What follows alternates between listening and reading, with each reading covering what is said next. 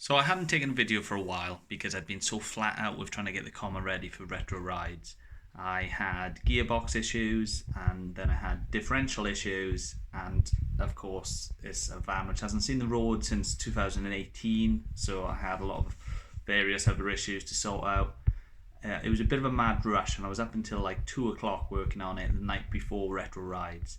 Basically this is a video of the adventures leading up to my trip to retro rides, which did go very well. I made it back without a recovery truck, which was nice because that didn't happen with the Scimitar, did it?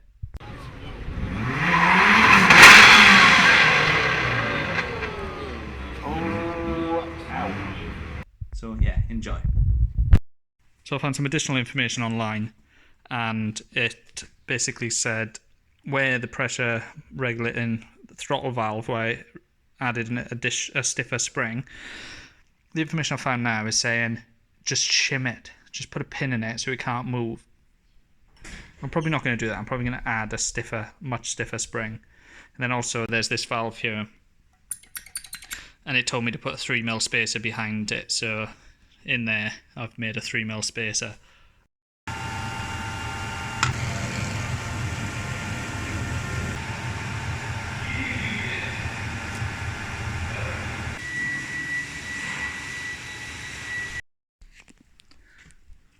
Pressure modifier valve, stock spring, what I had in it, what I'm going for now.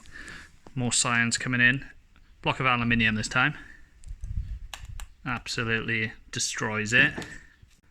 What I had in it, not quite coil bound. The bastard I'm gonna fit. Jesus Christ, it's like a pogo stick.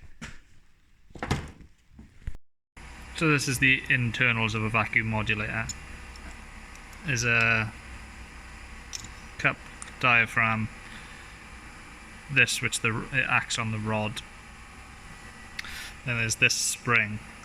This sits there, that sits there, this sits over the top, and then that sits over the top. There is a threaded portion which goes through there, which has got a hole for it for a vacuum to allow it to pass through.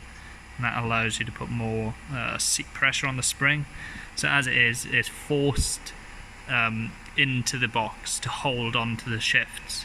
As you draw vacuum, it pulls against the spring, pulls the rod out, and you shift up earlier. Problem I've got is because I'm running boost, very often this diaphragm is totally pinned against the box and it doesn't want to shift up. So I can buy turbo vacuum modulators, but none of them are in this country, they're all in America and Australia, and I want a quick fix. And I reckon the way these are going to work as a turbo one is it's going to be sprung each side, so the diaphragm sits in the middle.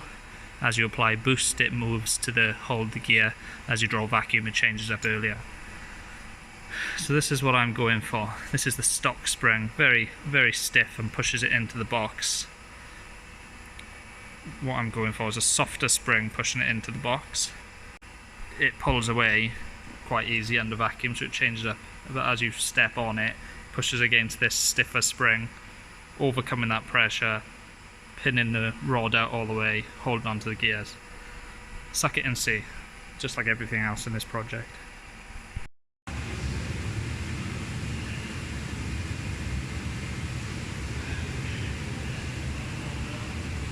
So it changes gear much better.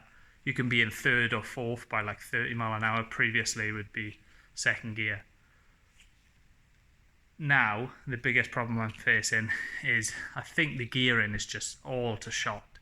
I've got a 3.5 ratio rear end on it. Well, the problem is it's got a 0.72 ratio top gear, and it's got very tall tyres. You add them all together, it's about 2,300 RPM at 70. Even though the van is quite a small van, the frontal area of it is like a garage door. So trying to push that through the air at 70 mph, it needs quite a bit of throttle to maintain 70 mph. It'll do it, but my mechanical sympathy, which I don't really have much of, is just telling me it's wrong. Like, you're having to give it a fair bit of throttle. The turbo's always in boost just to do 70 mph. So I'm changing the ratio on the diff. Series Land Rover diff will fit. They've got 4.7. Doing the calculations, this top gear, these tyres with 4.7 will give me 3,000 RPM at 70. That's to some people that may sound quite high, but this is a van I'm going to be doing like 65 mile an hour in. I think it's going to be right in the sweet spot. The Scimitar is about 2,800 RPM at 70, but it's obviously a much smaller vehicle. And that is absolutely perfect. The 5th gear punch on that is unreal. So that's the plan. I'm going to drop this diff and fit the series one.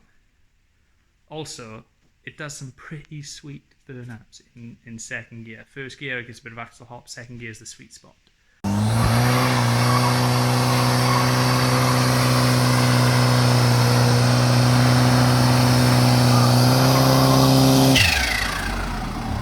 And I've done it a few times and it's started making horrendous noises from the diff.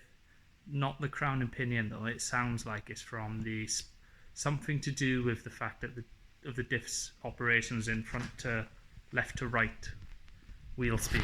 So it's almost, in my head, it's almost as if it's got an old LSD in it and it's just worn out.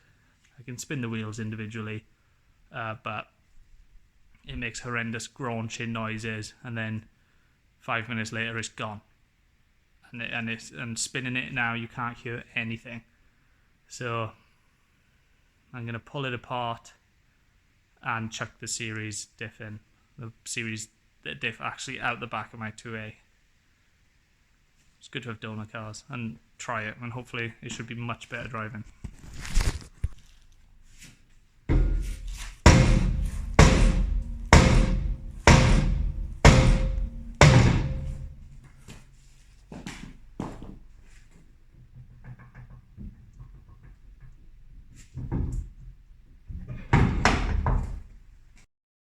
So it's not an old limited slip diff, I'm not that lucky.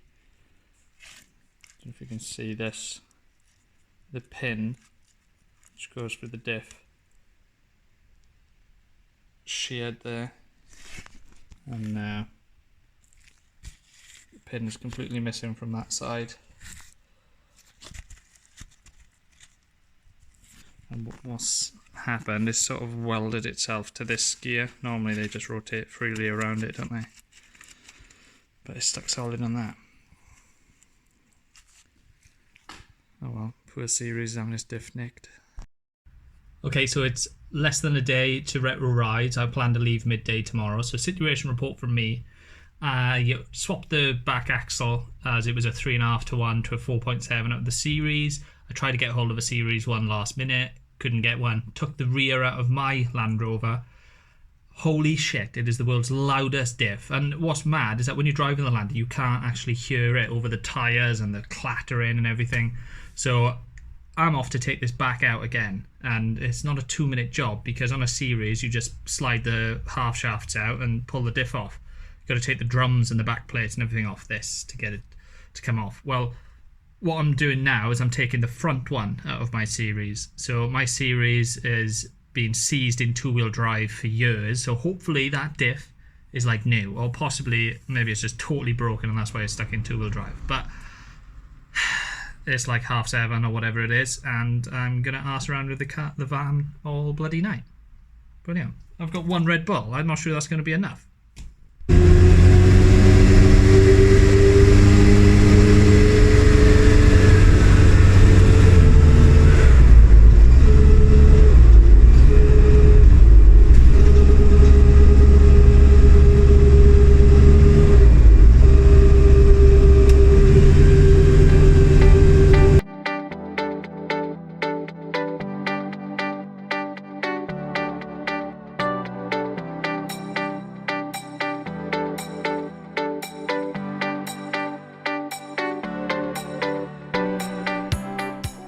Land Rover's still in bits. Place is a tip. Comma works. Right, me and Jago are about to head off to retro rides. The Comma seems to be behaving itself. Jago's in his Alpha. Shouldn't take long. 2.5 hours, easy. I've done like 10-mile journeys in the Comma so far, so no doubt 10 times that, no issues. Hopefully.